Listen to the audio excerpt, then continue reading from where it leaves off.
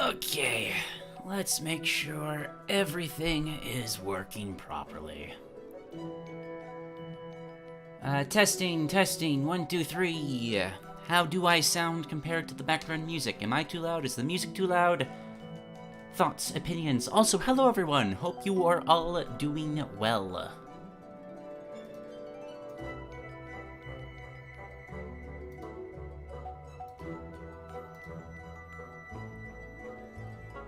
Just setting up some last minute things, making sure I've got all the overlays properly working. Looks like I do.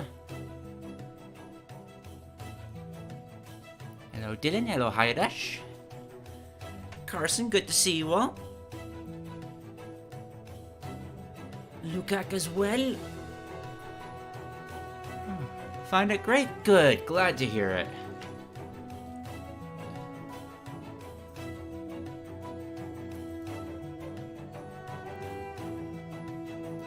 Got a nice lineup of ideas today.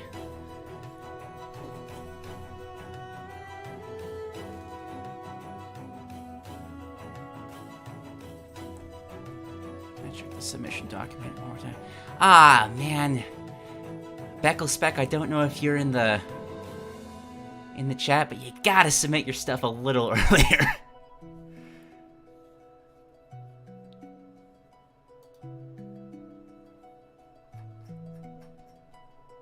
I will still accept it, but that was put in far after I'd finalized what I was choosing. Maybe next time, though. Maybe next time.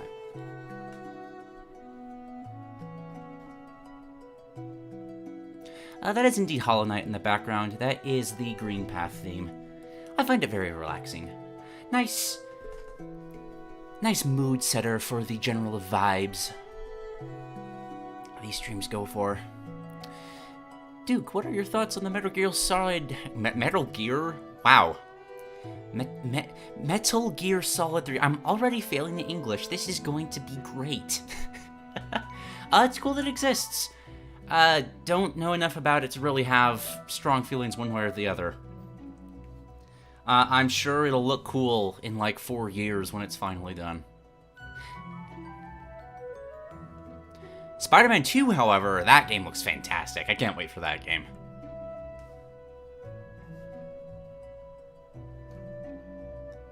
Yeah, definitely excited to finally play Metal Gear properly. I need to get around to it. But, like, we got a small little cinematic trailer thingamabobber, where that doesn't really tell us anything about how the actual remake is going to function. Starting off great with the fumbles? Indeed, it wouldn't be a Peasant's Perspective stream without constant verbal fumbles. Oh no, yeah, it was a great reveal. I was so proud of myself realizing what it was based off of the parrot alone. Once that music hits as you see Solid Snake, just, so good.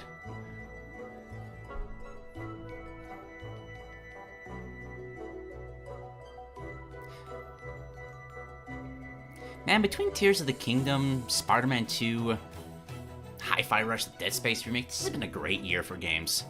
Baldur's Gate 3 is coming out soon, too. Love it. Okay, I think we're close enough to 1 o'clock that we can start. So, hello everyone. For anybody new to this series, this is just a very chill stream where people in the chat have submitted their video game ideas for me to just go over and gush about for the next few hours. It's a community showcase highlight thingamabob. This time around, there are no first-time submitters. Everybody is getting a second one this time, with one of our members exploiting their status for a third. So, it'll be interesting to see how people's ideas evolve this time around. So, I think we can just begin. And And what a bizarre way to begin. Let me change the music real quick. So our beloved member Ferality comes to us using Reddit to submit for some reason. Let's talk about Roblox for a bit. I never played the game, but I know its reputation. Noob in Smash Brothers. Roblox is a mess, but Ferality thinks it's a beautiful mess. So let's smash it. Oh shoot, I didn't mean to press that. Sorry. Maneuvering through Reddit is a little bit odd for these presentations. Got the entrance spawn right here. I love...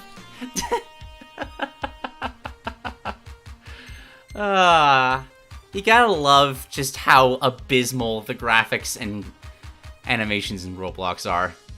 Part 1, an overview. A defensive mix-up fighter, Noob has many moves, especially his specials, that change up his game plan from matchup to matchup. He's got janky movement, has a slow initial dash into a super fast run, like Captain Falcon levels.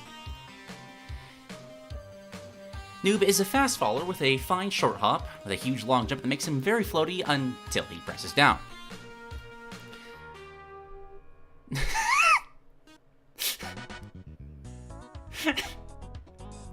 He's 8 years old. Apparently part of its mechanic is just speech bubbles with 8-year-old level insults to other fighters. Okay. Grand attack, sure. Dash attack is simply an overhead get-off-me tool with a linked sword or a burst movement speed out of the speed coil.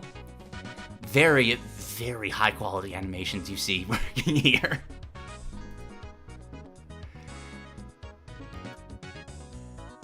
Interesting for a side tilt.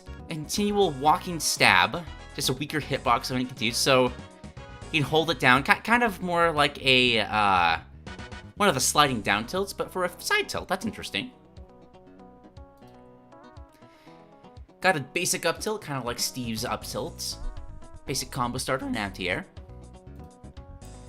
Down, down tilt, you just smack people in the face with a car battery, sure. Spikes, 2 frames, does a lot of shield damage, nice. I love the oversimplified presentation with this, because you know it fits Roblox. That's just what the game is.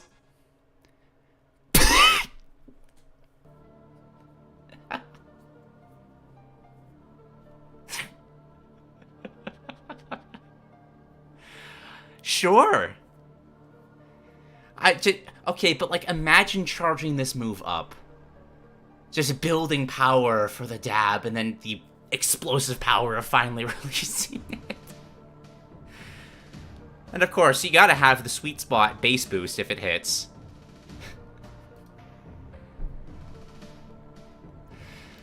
Up smash is just a jumping, spinning thing with spider legs, apparently? Sure, why not?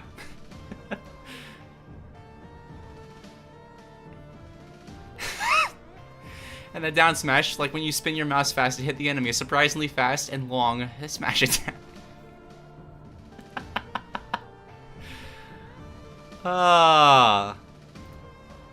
Aerial attacks. This. I do not mean this as an insult. This is the stupidest thing I've ever seen. That is the highest of compliments that I can give something like this. Assert your dominance with this somewhat slow but big spin. Basic forward air. Alright. Kind of reaches behind that. That's actually kind of different. Give me a little sweet spot behind it. This is in multiple parts. Back air. Left. It's an epic kick backwards. Another basic up air, kind of like the ups. Okay, I know this is like obviously a meme shitpost, but like this is functional so far. I'm kind of loving how fun. Diet version of Pirates with a down air with a spike on the very bottom of it all. We got grabs and throw. What on? Interesting. How did? Oh.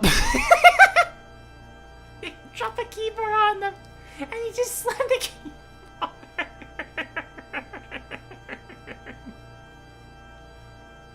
Okay, but like unironically, that's a great Kirby doodle, like right there. That's great.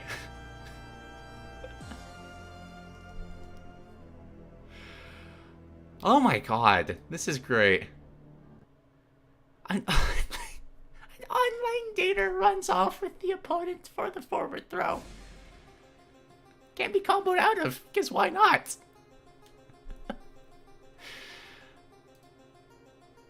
Graph also ends if the ODR gets hits a ledge or takes damage.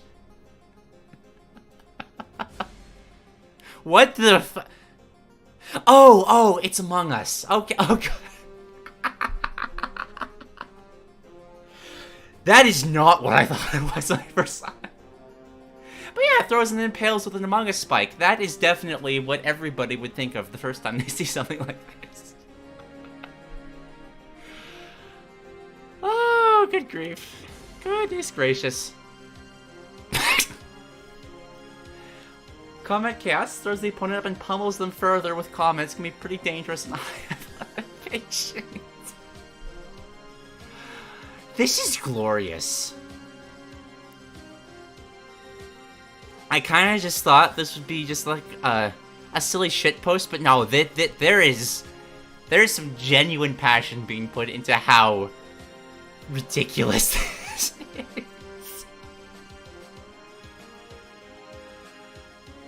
Oh, that's actually kind of cute. But down till they just die in the style of a Roblox character and it's just their icon left over. I love when the game uses the character icons for things. That's awesome. Alright, what are the special moves? Stealing Dive. Jolt Haymaker as recovery tool, regaining it if hit. Ooh, that's fun. Special moves where you regain it if you hit someone with it. That's always fun. You can just combo it into itself. Hit someone, he steals it, replacing his linked sword in moves that would involve it. Opponents can still use their attacks, obviously. What does that mean? Linked sword in moves. So do you just, like, steal... Maybe I'll explain later. I'll go back to that if not. Side special. For his side special, he wields a gun. But like Sora's side special, he recycles through 3 different weapons. Okay.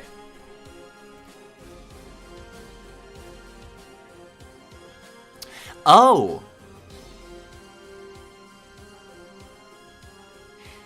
Interesting. So for the neutral special, he can steal the primary weapon of whoever he hits. And since the animations in Roblox are so shitty, that might actually be possible to implement in a game like Smash Brothers. Like, you just take whatever basic weapon they have and use the same animation, but with that weapon. That's kind of... just like a very budget version of Kirby's Inhale. I kind of love that, actually. This is the one character where I feel like that might actually work. Alright, first side special is the AK-47. Spray of bullets, projectile, kind of obvious. We got a rocket launcher. Medium distance, high kill power. And a sniper rifle. Can be held to scope it to make it more accurate and rotatable. Okay, again, very simple, but like this is actually a pretty functional and interesting moveset so far. I can't believe I'm saying that for Roblox.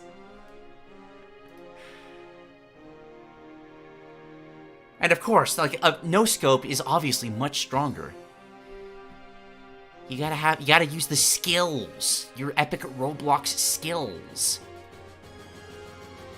Oh, part 3 did not load properly. 1 second. There we go. Up special is a toggleable recovery, holding B to propel Noob to attacking it. Oh, interesting. So you just hold it down, you can actually use other moves. I love abilities like that. Stuff like Rob's up special allows for so much more mobility in the air. Makes the playstyle so much more interesting. I mean, I say that with Rob. Like, Rob's playstyle is problematic for other reasons, but the up B is cool. Goes into free fall if he runs out of fuel or presses or jumps out of it.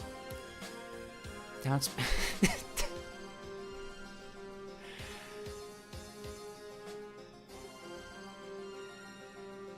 A fast move that harmlessly flies forward with a max of 3. It resists one attack by slowing that attack until it leaves. Huh. Okay, so you badmouth your opponents, but instead of doing damage, it slows down their animation.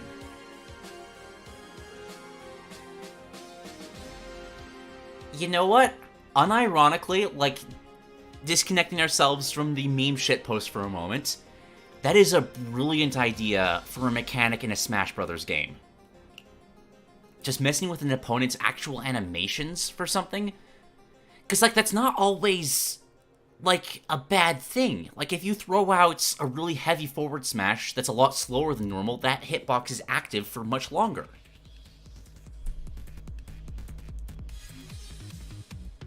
I kind of love this, actually. That's brilliant. Of course. Like, what else could it be?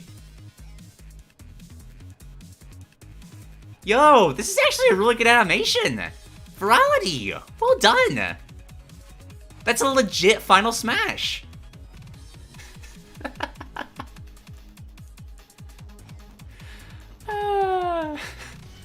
That's so... Again, I do not... I mean this is the highest of compliments, but it's so bad. It's beautiful. And then the other stuff, of course. We got all its personalities. Gotta have just all the weird, wacky costumes of Roblox. Got up taunt. Holds up a sign. Can walk around it. Even counts as a wall and a platform. That's fun! Being able to throw out a wall or platform as part of a taunt? Fascinating. I like it. Side stunt is Kingdom style. Sure. And then down taunt is just... Yeah, obviously that's cleaning. And can also be used to dodge attacks.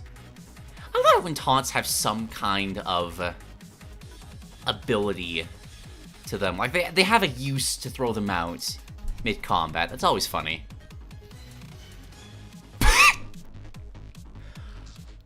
Oh, that's so cursed. That's so awful.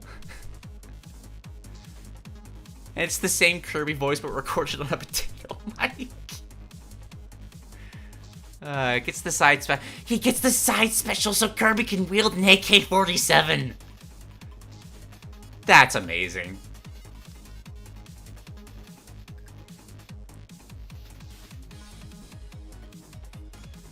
Anyone just eats a burger. 3 is the trampoline glitch. I don't know what that is, but sure. That's it, but I like your feedback. Does this capture the chaos or should it commit die? Say what you think, check out my other stuff, and remember to get some sleep.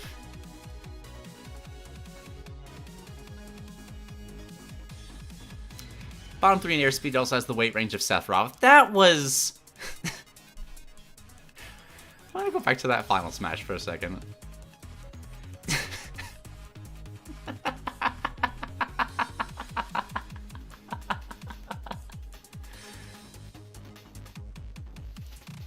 Oh, it is neutral special. That's a good point, yeah. You know, wouldn't it be amazing, like, if this replaces Kirby's side special, if he still had Inhale, and can then take on a second copy ability, so you can be both Roblox and somebody else? Like, it's the Roblox character with, like, a really shitty hat based off of the character. Like, that's so much extra work, but that'd be so funny.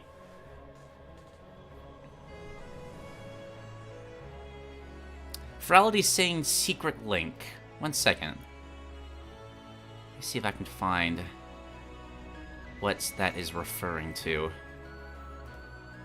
Oh, there's also a... Oh, hold on a second. I found the second winning 2 animation is Carmela dancing. Because of course it is. What is the secret link? I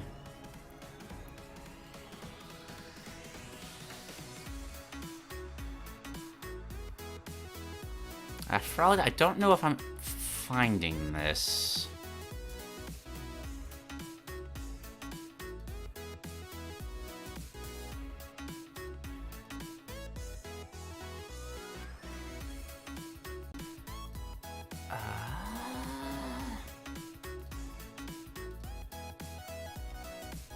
Sorry, one second. Frolity's got me on a wild goose chase for something.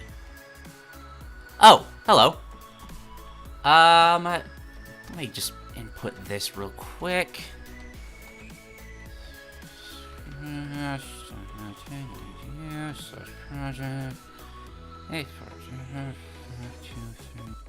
Fine. Is that everything?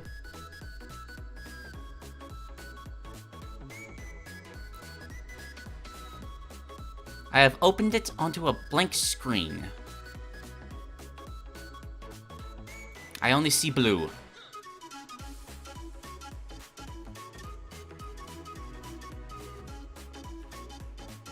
Oh yeah, hold on. This is like I think this is like a teaser. Let me go full screen for this. Actually, no, y'all can see this. Screen capture. Move it a little down.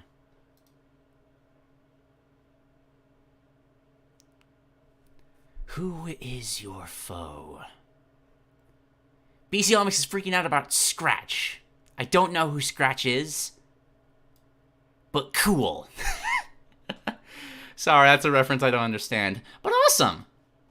I was fully expecting it, just some kind of just random ass shitpost, but there's some legitimately fantastic ideas in this. I especially love the Final Smash animation. One second, I think my internet failed for like 5 seconds there.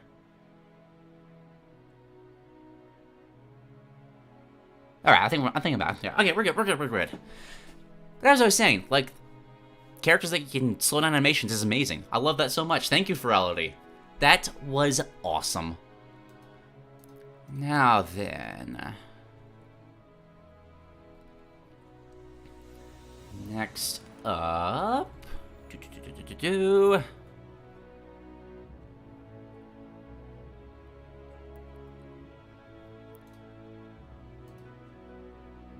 Oh no, it's not your internet, Dylan, it's mine. I don't know what's the matter, but every now and then I'll just lose internet for like 5 seconds. It's so annoying. But it didn't end the stream, thankfully, so I think we're good. Alright, next up, I have never heard of this character before.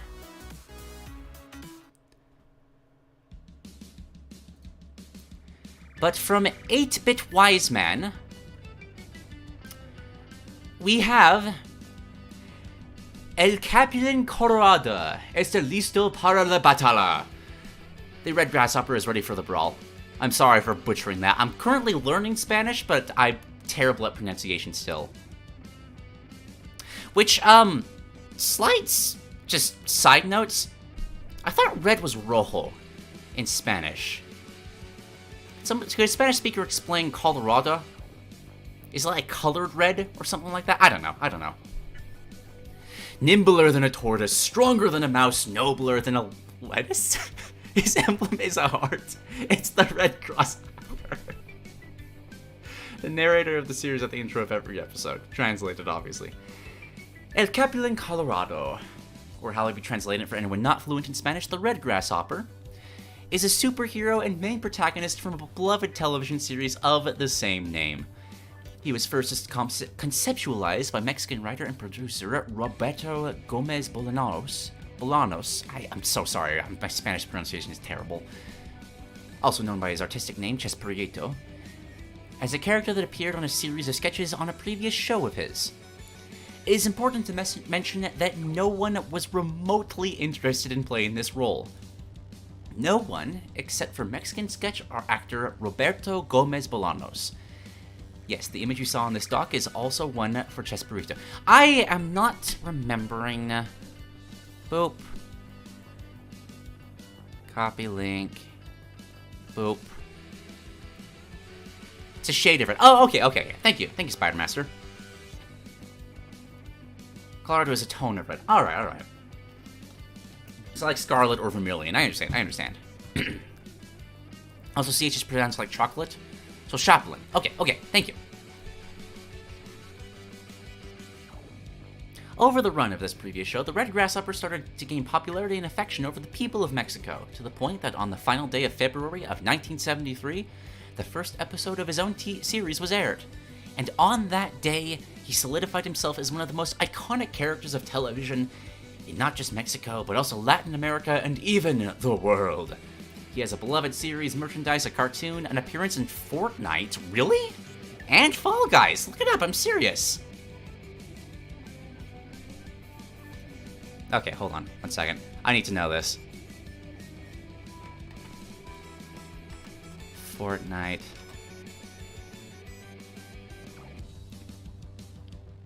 Oh my god. That's legit. Look at this. That's amazing. All right. I never heard of this before.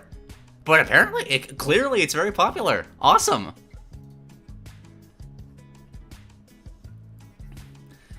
But most important of all, a fan base on the millions that truly cares for this character and his adventures. So, to commemorate the 50th anniversary of the original show, I've decided to showcase to all of you English-speaking peasants why he is a great and beloved character in the form of a Smash moveset concept. What do you picture when you hear the word superhero?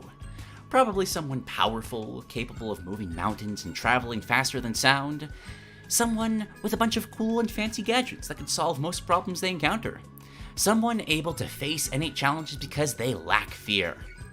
Someone they could truly call super. The Red Grasshopper isn't a lot of what I described. Sure, he has some powers and unique gadgets that are going to be present in this moveset, but he's a pretty flawed individual.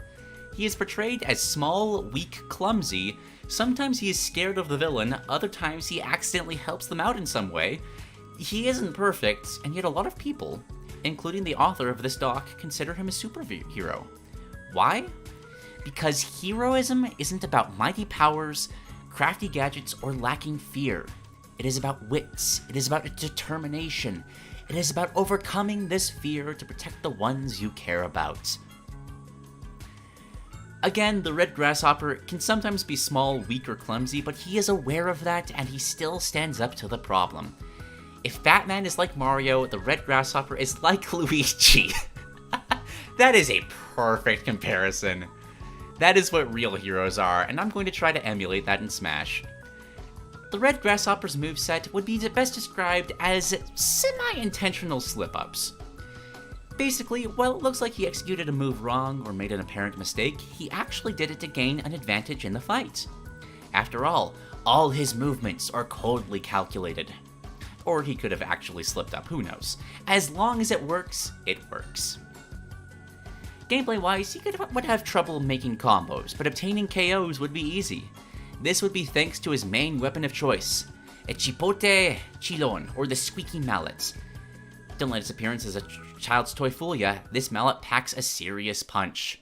Plus, come on, hammer wielders are cool. Agreed. Now, for the rest of his character, he would fall on the light-medium weight around Marth or Toon Link. He would be relatively quick, have some decent frame data, and can crawl and double jump. However, to balance this, any attack that doesn't use the squeaky mallet is weaker than average. Also, he is actually around Little Mac's height. That last part, referencing how in the series a common gag is calling the Red Grasshopper, who for the sake of time will only be referred to as Red, for the rest of the stock as kinda short. Now, let's start with the normals. I love this Doodles so much. Doodles are the best. Thank you for including Doodles. Jab's just a simple whack of the squeaky mallet, going from top to bottom, not much to add. Forward tilt. A good hero always checks if there are enemies trying to ambush him. So Red does a quick turn to his backside with his mallet still on his shoulder, accidentally hitting the opponent approaching him from the front. Okay, so the move is going in this direction, but he's turning around and accidentally smacking people. That's so slapstick. I love that so much. Strongest tilt, but with some slight end lag for Red to return to face the opponent. Reference to the same joke setup, usually with a blank that often appears in the media. Up tilt, fighting the enemy can be a little tiring if you do it for long periods of time. Because of that, Red takes a breather to do some quick stretches while still holding his mallet. Not really based on anything, just a common self-care practice even heroes do.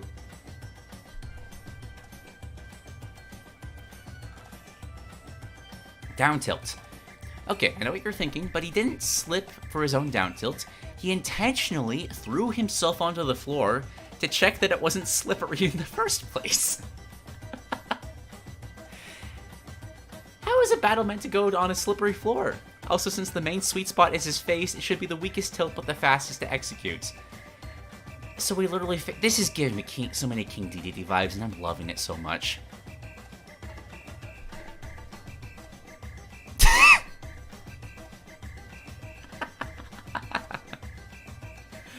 Don't you just hate it when you are running, but by pure chance you mistakenly crash into a wall? Luckily, Red knew there was an ambushing wall in his path. He just decided to willingly crash, so the wall didn't feel sad that its attack failed. Also, this dash attack would have the property to launch opponents slightly upward to chain into some upper combos. This is wonderful! I am loving this so much. Forward smash. For his first smash attack, Red would go all out with a strong swipe of his mallet. Okay, maybe he went too far with this move. Or did he? Red would spin around in a tornado with his trusty mallet sticking out of it. This would be a unique smash attack, as it would actually be 3 consecutive attacks of decreasing power. So kind of like Shulk's down smash. First being 100%, second being 66, and third being 33. To balance that, he would end up dizzy after all that spinning. This is the best character. I can't believe I've never heard of this character before. This is great. For his up smash, he readies a strong uppercut with his mallet. Yep, he is clearly using his mallet. It didn't slip out of his hands while in the startup. Trust me, this move doesn't have reduced damage compared to his other smash attacks, because he isn't using the squeaky mallet, because he is indeed using his mallet. But hypothetically speaking, if the mallet had indeed slipped, it would remain out of Red's grasp.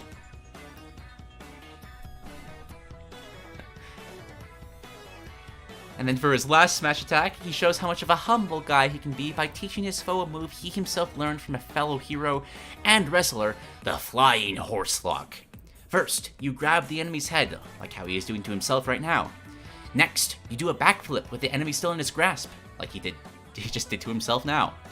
Finally, you both hit the ground and receive damage. Not like how Red did just now, because he didn't grab an enemy. Obviously, it would be rude to use this move before the enemy knows of it.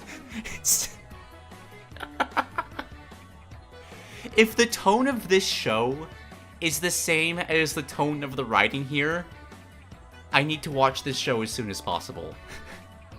Instead, the impact of Red's crash after his backflip results in shockwaves on both sides. Though, if the enemy were foolish enough to get in the path of the backflip, they would still get hurt. Like, you don't get in the way of the demonstration. Like, come on, that's just on you. And that's all for the Red Grasshopper's normals on the ground. But what if he isn't in the ground, but in the skies? Well, I got a nice little diagram right here. I love it.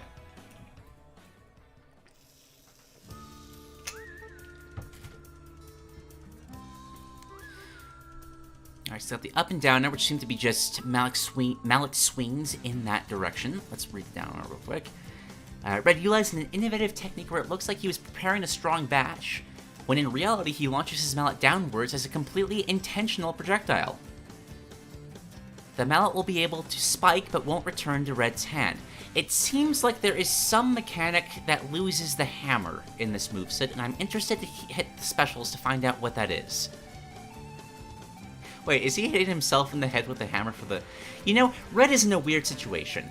He could be fighting reptiles, royalty, medieval heroes, space explorers, and a bear with a bird on his backpack.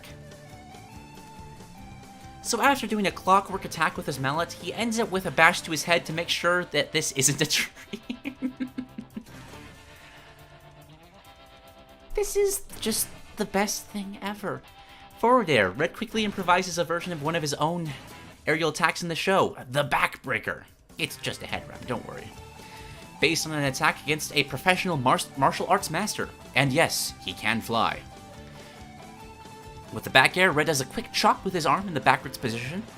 Nothing much to add aside from the fact that he is based in the attack on a technique he used against a professional martial arts master.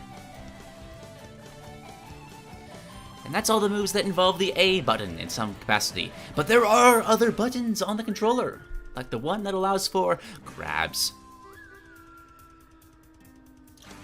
Now that the foe knows of its existence, Red is now comfortable in using the Flying Horse Lock. For the pommel itself, he would use the stick of the squeaky mallet instead of the head, to add a little variety. Lateral throws. His forward throw is the most powerful throw, where Red knocks his opponent far away like a baseball, but knowing that the opponent could possibly get lonely in the travel to the blast zone, he sends him his trusty mallet to keep them company. Truly a beacon of kindness. Back throw, he already grabbed the enemy, but now it's time to do the next step of the Flying Horse Lock. As a bonus, Red would actually move slightly backwards due to the backflip. And then vertical throws. Up throw, a relatively simple throw, where he bashes his foe upward in a semi-straight line. To add some pizzazz, he adds a little pose at the end of the throw that looks like he was going to almost fall backwards. Emphasis on looks like. And then, obviously, he doesn't need to throw his hammer with him to keep them company, because if he's throwing up, logically, they'll come back down eventually. So they won't be lonely for long. Down throw, who likes whack-a-mole? Well, Red is a professional whack-a-mole player, of course he is, and showcases his skill by burying the enemy with a single bash. Be careful, it looks like the opponent was hiding a metal helmet, since Red seems to have some shivers in himself. This is an excuse so that Red doesn't immediately KO an opponent at low percentages. And so, ladies and gentlemen, it's time for one of the most important and unique parts of a moveset, where the Red Grasshopper shows his true potential. Neutral Special Mallet Launch. For his neutral special, he hurls his squeaky mallet forward in a semi-straight line. The squeaky mallet does some damage, but its main utility is as a knockback source. However, there is a huge caveat to this move. You can't spam it. If the opponent dodges out of the way, the mallet continues its path until it stops and becomes an item. You are unable to launch the mallet again, since there can only be one squeaky mallet in the universe. And you have to retrieve it in some way. But how? Well, first of all, you can simply go to where the mallet landed, but most of the time your opponent is near it, so it could be a risk. Luckily, there is an alternative. By pressing the neutral special mallet list, you use mallet retrieve instead. Here, Red does a quick whistle and the mallet quickly stands up and flies to Red's hand. Basically, like Mjolnir. On the way back, it acts once again as a projectile, knocking any old or new foes on its way back. Man, projectiles where you can, call them back, or just, any projectile that lets you knock people back towards you to continue combos is so much fun. This would be what differs the mallets to other conventional projectiles. Rather than having a barrage of lasers and bullets, you are given just one ammo. But if you use it well, it can be your greatest asset. Also, I'm going to address a couple of things. First off, there have been instances in the moveset of occasions where Red lets go of the mallet, like in the forward throw, up and down air, down tilt, and the up smash, if the mallet has indeed slipped. Which, to remind you, it didn't, definitely didn't. This is intentional, as this could lead to some interesting scenarios where you can retrieve the mallet after those moves to chain some attacks. Second, you may be wondering how Red will fight while the mallet is far from him. Simple. He would utilize a set of weaker but faster moves using his hands instead of the mallet, which you can probably imagine that yourself. And third, well, the squeaky mallet is indeed an item. Fear me, humans. Now you are gonna be Smash Bros. Ultimate for Switch. I'll let you imagine the rest. Also, to clarify, the clarification, if Red does the mallet retrieve, the squeaky mallet would snap out of the opponent and return to Red. Clearly, the opponent isn't worthy of using the squeaky mallet. Side special, yeah, it probably wouldn't be balanced, but I would love it if there's certain characters on the roster that would be worthy that this wouldn't work on, but make them the most random choices.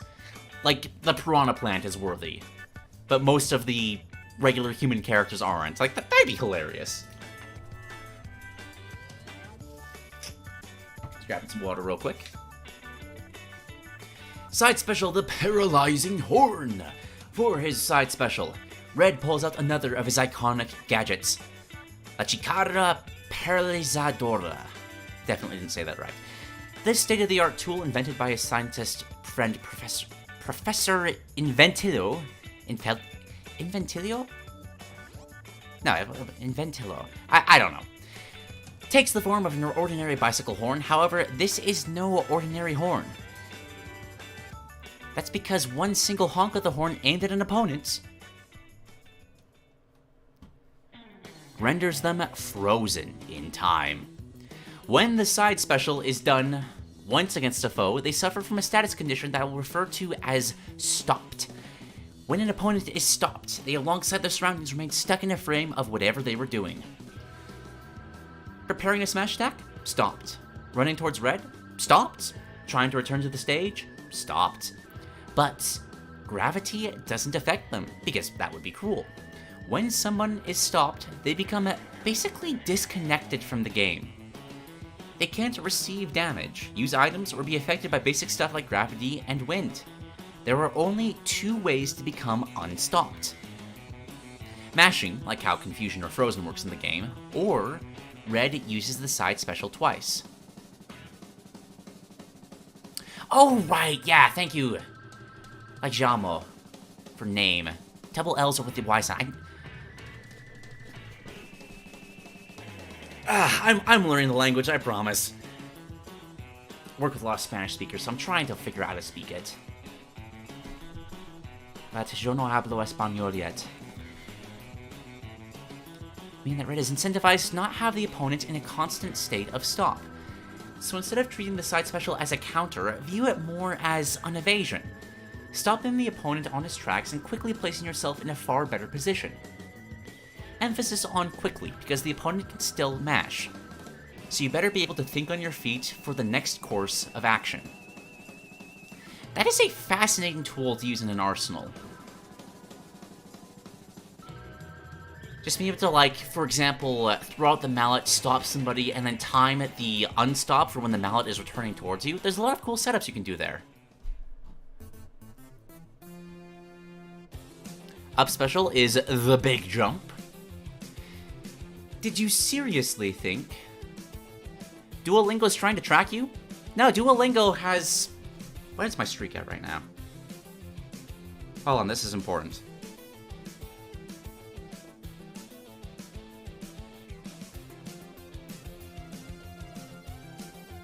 Oh yeah, Duolingo's been tracking me for 72 days. Like, that ship has sailed. That ship has sailed, my friend. In execution, the up special works similar to a fellow hammer wielder King DDD super DDD jump.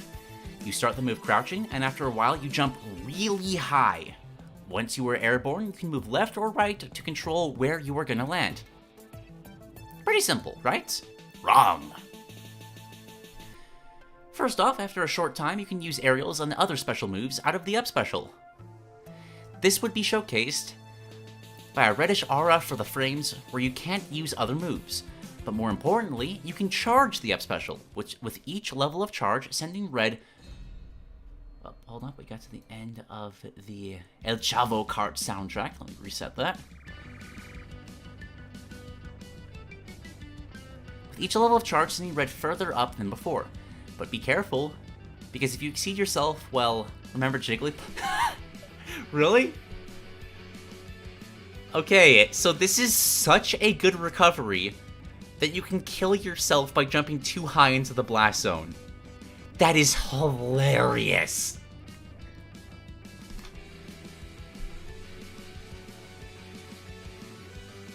And then the down special is the tiny-ish pills. Lastly, for his down special, Red pulls out another one of Professor Inventelijo's inventions. Las pastillas de Chiquitolina. Chiquitolina. I think I'm saying that right. This small little set of pills give Red a unique advantage, being tiny. Why would someone want to be tiny? In Smash, when someone is under the effects of a poison mushroom, they become weaker and get knocked out far easier. So how is that helpful? Well, reader, you are right. Consuming poison mushrooms is bad. But Red is instead consuming tiny-ish pills, and tiny-ish pills differ from poison mushrooms in a simple but big, ironic way. The damage and knockback your attacks do remain the same. Oh my god, that's hilarious. So you just become a minuscule hitbox. You obtain the evasiveness without losing the strength, but this is still balanced that you are now lighter than a piece of paper. So you better know how to use your new stats to the best of their potential. Now I'm just picturing eating a tiny-ish pill, but then eating a poison mushroom directly afterwards. That'd be like that one spirit battle where you play as, I think it's Ness's, no, it's the bee from Earthbound. Where it's just a really tiny snake that you can't hit. That'd be so funny. And then for the Red Grasshopper's final smash, he uses the mythical Wish Ring. It's real, trust me. To have the strength needed to stop the enemy. How? Honestly, this move only exists because I couldn't think of an ultimate attack that he used in the show, so this move is partially original, with the Wish Ring actually existing. With that said, Red does a whack the size of half of the stage, burying anyone caught and dealing massive damage. Finally, we are at the home stretch, so now let's just talk about the parts surrounding the character. His up taunt is just jumping in the air in a victorious tone, art by Fernando Hidno. His side taunt does a quick swing while saying one of his most iconic quotes, "No contaban con mi astucia." They didn't count on my cunning. And his down taunt is Red simply looks to the camera with a sad face and says another one of his iconic quotes. Si aprovechan de mi nobleza. I think I'm saying that right. They are taking advantage of my nobility. And then we got our alternate palettes. Got the original, because of course. Got one based off of El Chavo del Ocho, most iconic character.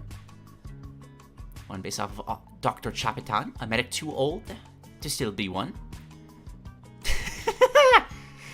Got one based off of Superman, because of course, why not?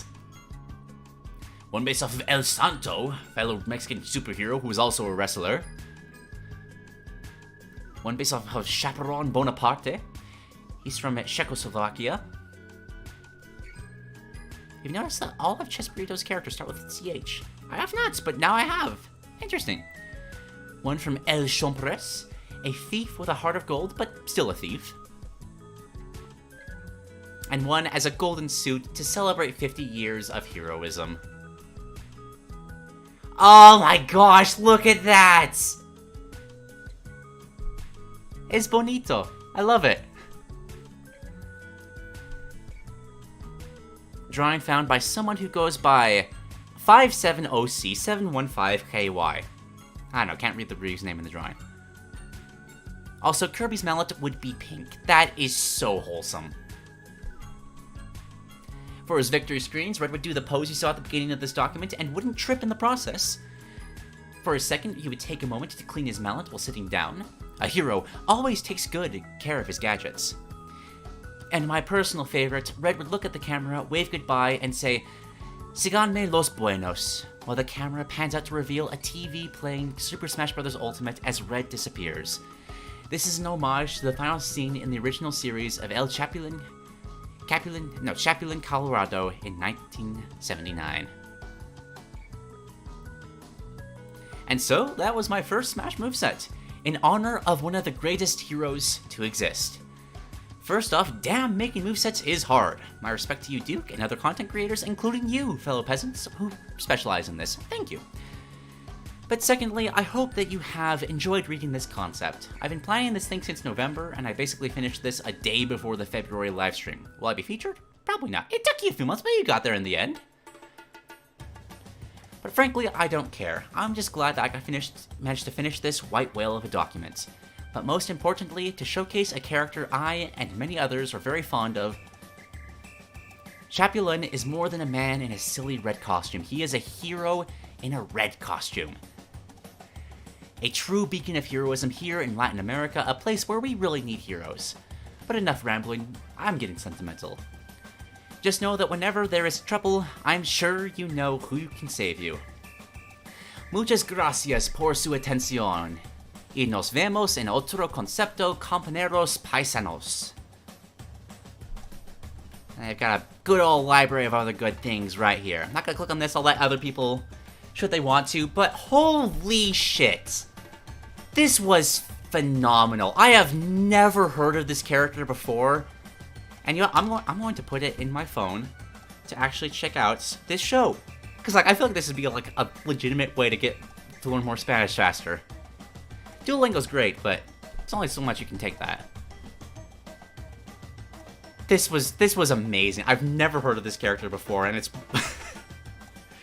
one of the most passionate showcases of why a crossover fighter can just build interest in something you've never heard of before. Because this perfectly encapsulates that kind of, what's the term on the reluctant hero? Yeah, like, you know that he'll always save the day in the end, but he's not perfect like so many other characters out there, which makes him so much more relatable.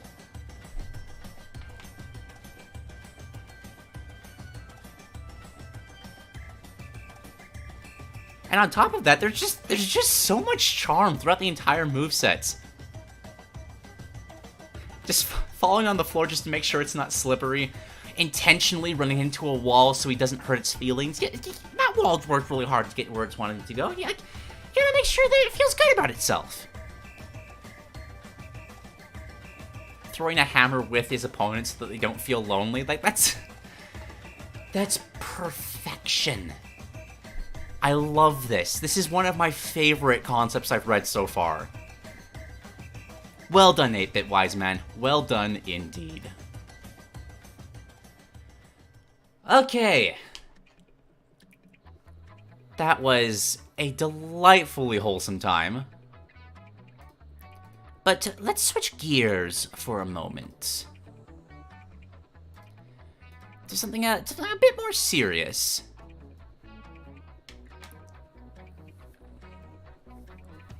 From Dylan Watts. Dylan is here to ask a question. Let me change the music real quick. What first-person shooter character is worthy enough to join Super Smash Bros.? Doomslayer, some fans. His games birthed the FPS genre. Master Chief, say others. He's the mascot of Xbox, a TF2 character, said others. They are some of the funniest characters in video games history. I reject those answers. Instead, I choose something different. I chose the impossible. Dylan chooses Subject Delta. Thank you for reminding me to share the link with chat, as I will do so today. The Big Daddy, an iconic enemy from Bioshock, a spiritual successor to System Shock 2. They are genetically enhanced humans beings who have had their skin and organs grafted into an armored diving suit, created to protect little sisters, young girls who have been genetically altered and mentally conditioned to reclaim Adam from corpses around the underwater city of Rapture. They became so iconic and beloved that for Bioshock 2, the devs decided it would be cool if we could play as one. In comes Subject Delta, the playable character of Bioshock 2, aka the most insane custody battle in history. After having his daughter Eleanor taken from him by Sophia Lamb, Delta has been brought back to life and must go John Wick on Lamb's army, all the while making choices that will inform his daughter's view on the world. And now we will see how Delta could play in Smash Brothers. Now then, would you kindly join me? But first, let me answer a question. Why subject Delta in particular? Why not other protagonists from the other games, like Jack or Booker, or a different Big Daddy, like the more iconic Bouncer type? Well, because he is both a playable character and a Big Daddy. Being one of the playable characters means he has a lot more to work with than other Big Daddies. But because he... just that slight bit of discomfort saying Big Daddy over and over again, it means I could reference stuff from them as well. It's 2 for the price of 1. I also know there's another playable Big Daddy from the Bioshock 2 DLC called Subject Sigma, but they look so similar that it wouldn't work as a costumes, and since Delta is from the base game, he was the one that was chosen. Anyway, let's get on to how the Delta will play. Delta is a mixed-range heavyweight between Kazuya and the Sandbag, with 2 jumps and can crawl. Delta will be as tall as Ganondorf. He has K. Rool's walk speed, Simon and Richter's dash speed, and K. Rool's air speed. Most attacks are fast to come out, but have some long end lag. This makes these moves good to use on enemies trying to rush you down, but if you miss, you are a sitting target, meaning the best way to fight Delta is to try to bait him into using an attack, dodge the attack, and as he waits for the end lag to end, make your move. What this means is that Delta can be a good defensive character with good get-off-me moves, but going offensive can be tricky as if you miss, prefer to get comboed. This playstyle overall references how the Big Daddies are defenders, only attacking if someone attacks them or the little sisters. In all 3 Bioshock games, your left arm is used for magical powers. In the first 2 games, these magical powers are called plasmids. However, you can only use plasmids if you have Eve. There is a way to get Eve back, but I'll cover that when we get to the down special. This blue bar here is how much Eve you have. His standing pose has him standing straight as he occasionally circles his head. Clichés his left head? And his 2 idle animations, one of them looking left and right and another having him messing around with with a random plasmid. His shielding animation is him covering his face with that big drill of his. His perfect shield animation is him freezing himself in ice using the ice plasmid, which then melts. The color of the light emitting from Delta's helmet will change to red when he attacks, and green when he is stunned or asleep. That's fun, I love little touches like that. He will also hold items using the telekinesis plasmid, acting like how Mewtwo holds items. Jab is a 3-hit jab that goes into a rapid jab. Swinging left to right with the first hit, with the drill, then stabbing at his opponents, and if you choose to rapid jab, Delta will turn on the drill. That's a fun mental image! Oh, I've never considered that, using a rapid jab for a drill kind of object that's just spinning the drill. But that would be both brutal and feel really good to use. Just grabbing some water real quick. For the side tilt, Delta points his drill forward and turns it on, doing rapid damage, being most comparable to DDD's side tilt. Up tilt swings it upward, launching his point in the air, great for aerial early game air combo starters, and hitting incoming enemies getting the jump on you from the sky. His down tilt, he swings his drill near the ground from right to left, which pops his enemies in the air, acting as another great combo starter. For the smash attacks, these will be the first attacks that use the plasmids. 2 things to note. If Delta runs out of Eve to use for his plasmids, he will instead use his guns, but they are weaker. The second thing to note is that he will use his left hand for both guns and plasmids. I know he only uses left for plasmids and his right for guns, but he has that big drill on his right hand. In the original, he took it off to hold his guns, but for the sake of smoother animation, he will just use his left hand. Side Smash. If he has enough Eve, he will use Inferior, a fire-based plasmid. He'll use it like a flamethrower, acting like Mii Gunner's Side Smash. If he does not have enough of Eve, he will use the machine gun instead. Again, like the Gunner's Side Smash, but is weaker compared to the fire version. It's so weird how few flamethrowers there are in Smash Brothers. Now that I'm thinking about it, you've really only got like Samus and I guess the gunner. That's it? Like, that's such a satisfying weapon to use. Let's get some more of those. Up Special uses the Cyclone Trap, a wind-based plasmid. For the up smash, Delta will create a tornado around him, which then rises up and disappears, causing any opponent who got caught in the attack earlier to be launched upward. This makes for a great out-of-shield option. For the gun version, he pulls out the machine gun, swings it overhead, which can capture opponents, and then fires it. Can only capture opponents on one side, while the tornado can do both. And then down special is the fire one again. He'll shoot the ground, causing the area around him to catch fire. And then for the gun version, he uses the shotgun, shooting both front and back downwards. Not quite sure if that's like a Mega Man style down smash, or if it like ignites the ground for a damage over time. Would want a little bit more just description there to say one way or the other, but still a cool mental image regardless. For the aerial, this is one of 3 plasmid attacks not affected by your Eve. Basically Mewtwo's neutral air, just an electric volt, causing his body to become electrified. For both forward and back air, Delta pulls out the shotgun, shoots in that direction, and then reloads it. The damage is dependent on how close the enemy is to the shotgun, doing more damage at closer ranges. But thanks to its range, this works great as a poking tool. However, there is a bit of end lag as Delta reloads the shotgun. This is gonna be a weird comparison, but between the weight and how, like, spellcastery a lot of this is with the plasmids, this almost feels like a better Ganondorf than actual Ganondorf in the game right now. Like, this is kind of the feeling you'd want from a character like that. I mean this is a positive note. Like, it's capturing the theme of a really heavy kind of spellcaster focus, but with that kind of steampunk flair of Bioshock. It's really good theming. Up air drills above him from left to right in terms of range. It's more similar to Incineroar's up air. And then the down air, Delta uses Winter Blast, an ice-based plasmid to create a block of ice that falls down, acting like Mega Man's down air. Something to note is that the creation of the block of ice is its own attack that can spike. Again, it's not listed here, but describing an ice block, I would love it if the block would stay around for a bit. Or maybe it's just like it'll shatter on the ground or something.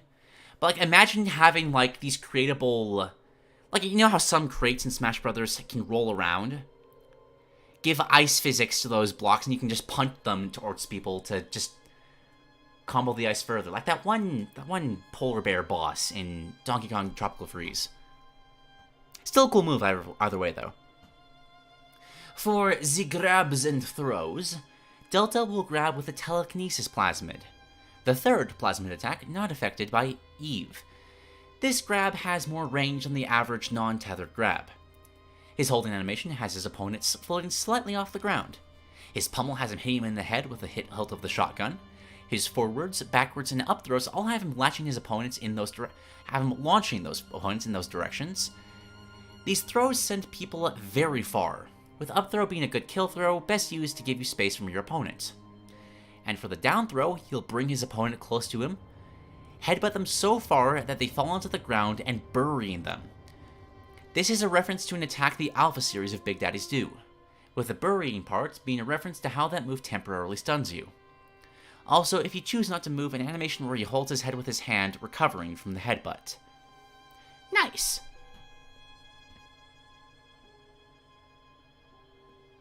A slight bit of feedback I can give here too. I feel like not having a throw where he just slams his drill and turns it on into them is a bit of wasted potential, just because think of how cool that would be. Maybe quite brutal, but still, could be very cool. For his neutral special, we have the Electric Volt / Revet Gun. If he has enough plasmid, he'll use Electric Volt, shooting lightning from his fingertips. If this lightning hits an opponent, they will act like the shots hit by Wolf or Zero Suit Samus's neutral B, being stunned for a bit before launching away. This stun can allow Delta to get in more attacks, but that's not all. If Delta holds the special down for a few seconds, Delta will instead shoot the ground, causing it to be electrified, which does linger for a bit. Interesting. So we got like various terrain manipulators. That's really cool. If he's out of heat, you will instead use the Revet gun. This is a quick single-fire shotting gun that can be shot rapidly if you keep tapping the button. It can be used to ramp up damage, but the bullets are weak. And if you hold the neutral special, it will charge the gun, causing the shot to be stronger and go farther. The side special is the Cyclone Trap / Spear gun. For the plasmid attack, Delta will use Cyclone Trap. Delta will create a swirling trap of wind. This trap can be used to set off by pressing side special again. When activated, it will create a tornado that launches them. This can be best used to take away space, fighting an opponent who loves to platform form. So again, a lot of area denial in this moveset. I'm really liking this. Note that the trap will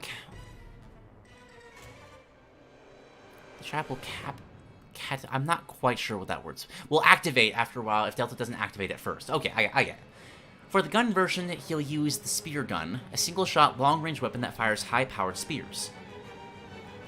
These spears have a reverse damage fall-off, which means that the further they travel, the more damage they do. Yes! I love abilities like that! Just encourages skill shots. So much fun. It's quick to come out, however, Delta is left vulnerable if he reloads it.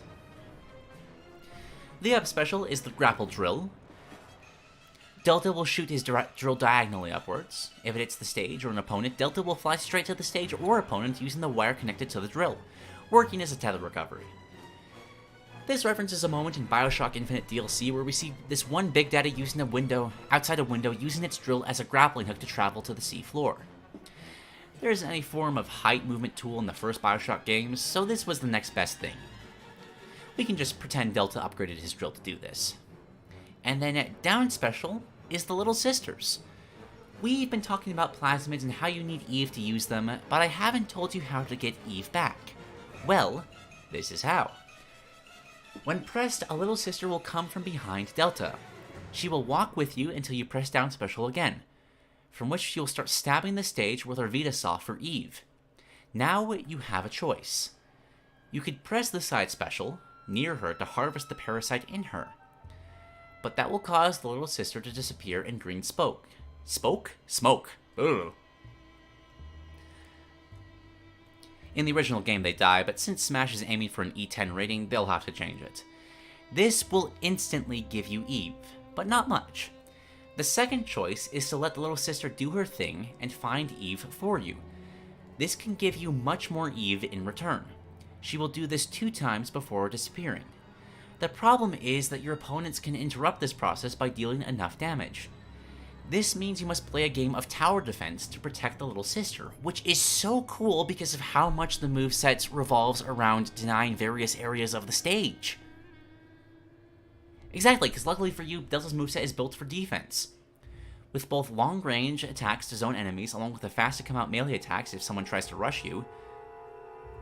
You can also press down special again to tell the Little Sister to stop, from which she will go back to following you, which is good if you need to relocate somewhere else. That's really cool. That really ties the whole moveset together. Kind of I guess an escort mission is the best way to put it, while also integrating that choice factor that's Bioshock is famous for. The final smash begins with Subject Delta using the Gravity Well Plasmid, which creates a gravitational pull that pulls players in. Then Delta uses the very last plasmid used in Bioshock 2, Summon Eleanor. Delta throws at the caught opponents, which then summons Eleanor, Delta's daughter. Then Eleanor starts slashing at the caught opponents thanks to her newly acquired Big Sister armor. Meanwhile, Delta is shooting at the opponent with the Ion Laser, a light-based laser gun. Then, to finish the final smash, Delta will pull out the launcher, firing a rocket while Eleanor does one final big strike at their opponents, and with their attacks combined, their opponents are sent launching, ending the final smash. Neat! And then for alt costumes, we got his default look. We got a rusty look to him for with this one, we got an orange alt, red and black, ocean blue, purple, gold alt, And for the last, make his head look like a baseball and his body look like a plushie, referencing the Big Daddy Toys Little Sisters.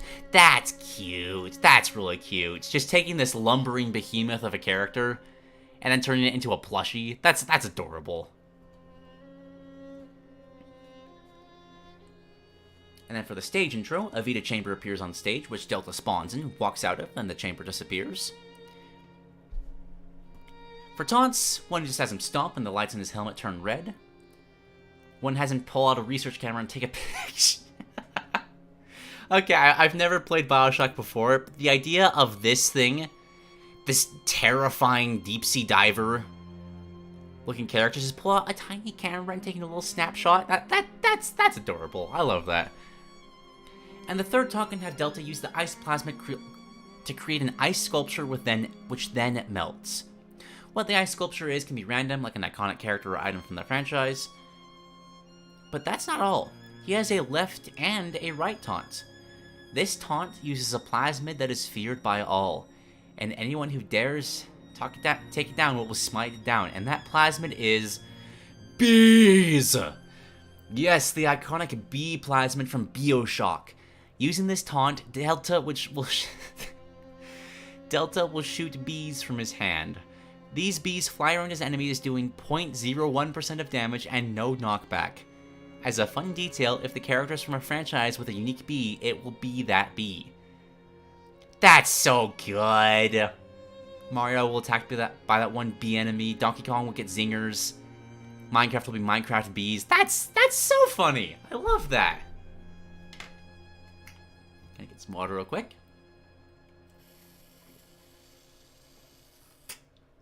Oh, I hadn't even considered that! From EC, just talking about in a doubles match, your partner could pull off a really cool combo, and then you could just... hold on. Let me change the music real quick, got to the end of the playlist. But, like, you could just take pictures of various, like, cool things your allies do, or even just, like, mistakes that your opponents make. That would be a really tilting taunt.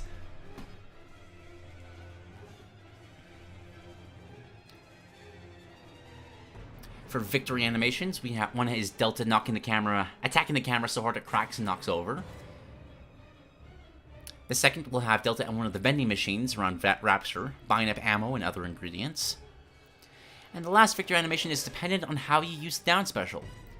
If you choose to not use the down special, it can have both Delta and Eleanor looking at the sunset.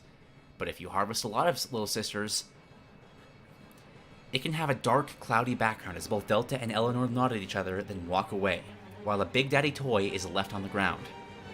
And finally, if you choose to let the little sisters live, it's the final version. It's the first version, but now a bunch of little sisters stand along with Delta and Eleanor. That's cute. The Kirby hat will be Delta's helmet. You will use Electric Volt at first, however, since his is limited since he can't regain Eve, and will be left with a Revenant gun. Use wisely. Series icon is the lighthouse with the eye behind it, of course, and the stage, of course, is Rapture. It takes place on a balcony with its safety guards broken down and puddles of water around the stage. This stage's main gimmick is that pillars of water will pour down, pushing anyone in its way. The stage also has two platforms, with layouts being a reverse version of the platform layout of the Birch Forest version of the Minecraft World stage. Stage hazards off will remove the pouring water, meaning this stage could be competitively viable. You can see splashes in the background, battling Big Daddies. Also a giant window in the background that showcases the deep sea towering underwater buildings. If an opponent receives a star KO, they will actually be sent soaring in the water in the background. That's a nice touch. And we got a classic route through Rapture, fights in stages with water against big characters with children.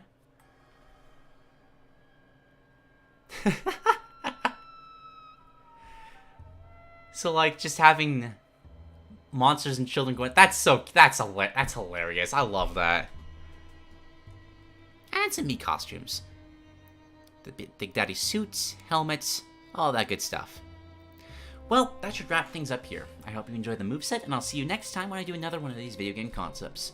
Goodbye. That was fantastic, Dylan Watts. I really love how much of this moveset is built around, like, stage control, stage denial. you have very little limited options because there's so much end lag behind your abilities, so you kind of have to commit to whatever you do. But by slowly taking away like various approach options for your opponents, you can basically guarantee what option your opponent will make. That's a really fun gimmick. And having the little sisters harvesting Eve the entire time just wraps it all up in a nice bow.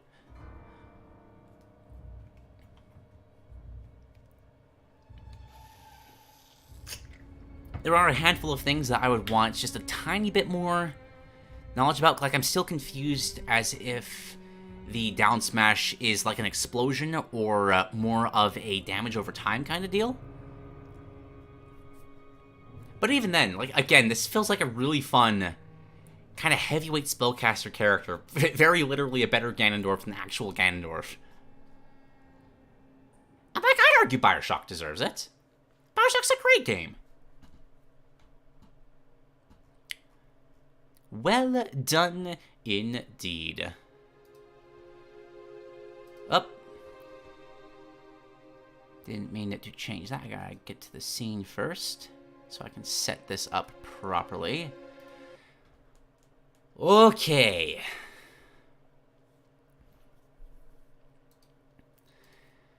Next one.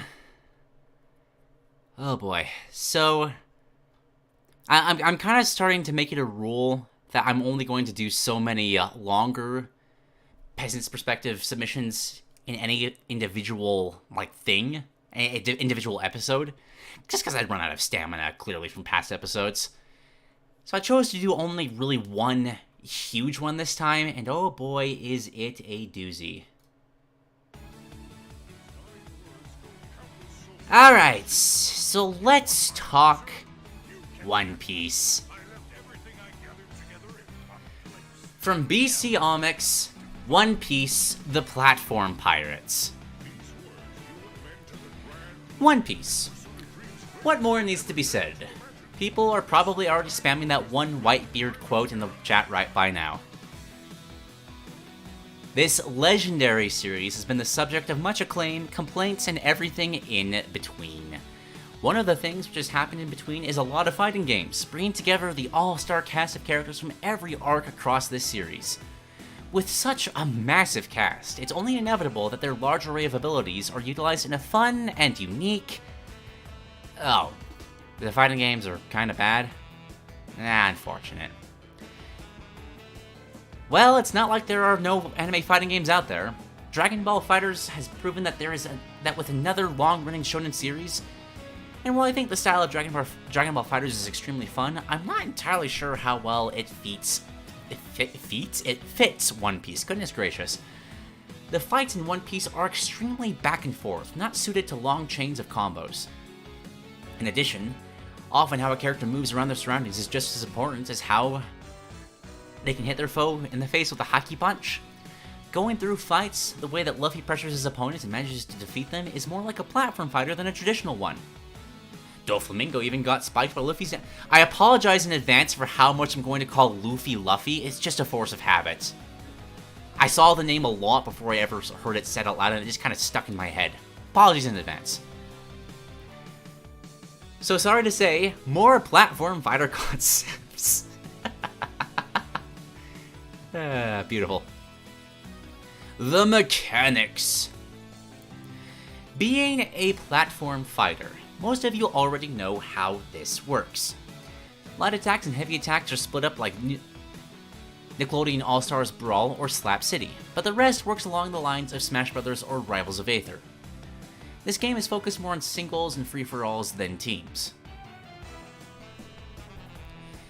It all seems basic, but there is one special mechanic to set the game apart. Once per match, you can hit both triggers at the same time to enter an awakened state, which every character would have a unique version of. This awakened state upgrades all of your attacks and occasionally will give you new mechanics. This lasts a short time and is primarily meant for big bursts of momentum during the fight. Some characters have awakened states already to pull from the series, others require some improvising. However, this would be a universal mechanic. and this can be activated at any time. No damage or meter requirements required. If you want, you can activate it right at the start, or save it, you can.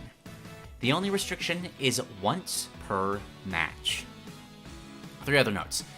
You can still be hit in an awakened state. This isn't like a transformation Final Smash. It's more like the supers in Pokken Tournament. 2. Some characters have transformations as part of their normal set with a meter. These transformations are different from awakened states and are unaffected, and that character will transform into those as normal. And some awakened states are much more complex than others.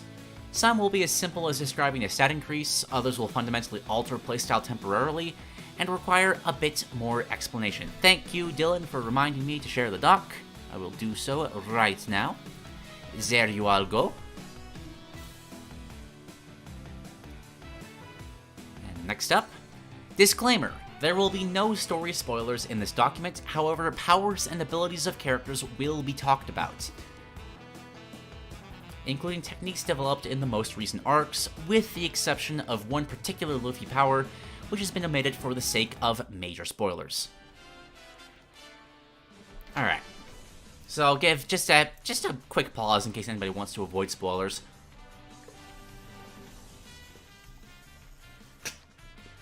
I don't think I'm going to read every single one of these because this document is 70 pages long. I don't want to be here all day.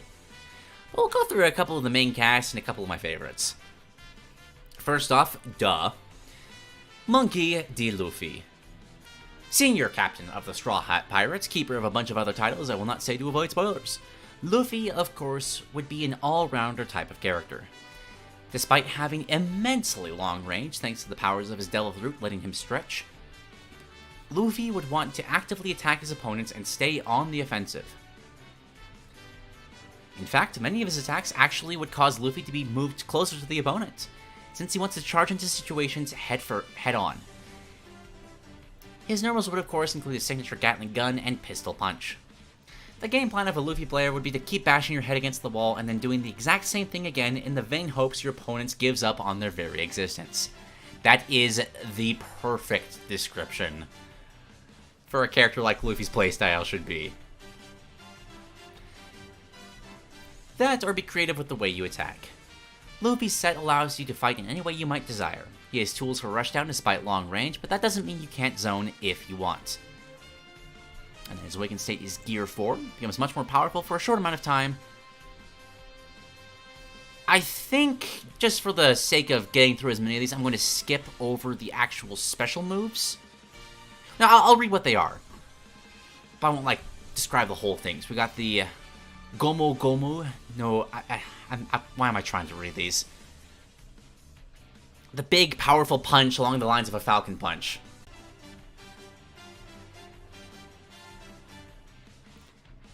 We got the Jet Pistol to fire a powerful projectile straight in front of himself.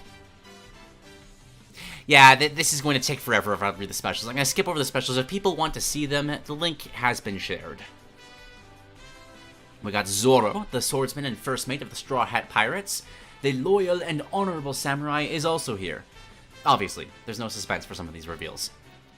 Zoro's playstyle will be very precise, focusing on using his 3 blades to pressure opponents into exposing a weakness and then capitalizing on it with single devastating strikes. Zoro has access to both lighter sword attacks meant to bait the opponent and strong ones meant for punishing. Many of Zoro's fights in the series come down to single decisive blows, and that's emulated here. Obviously, his normals would utilize swords. And his awakened state has him glowing purple energy to utilize extra arms and so nice.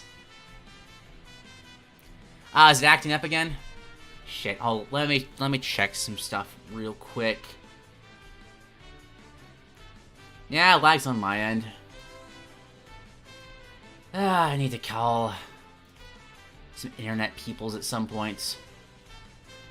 We'll give it some time. We'll give it some time.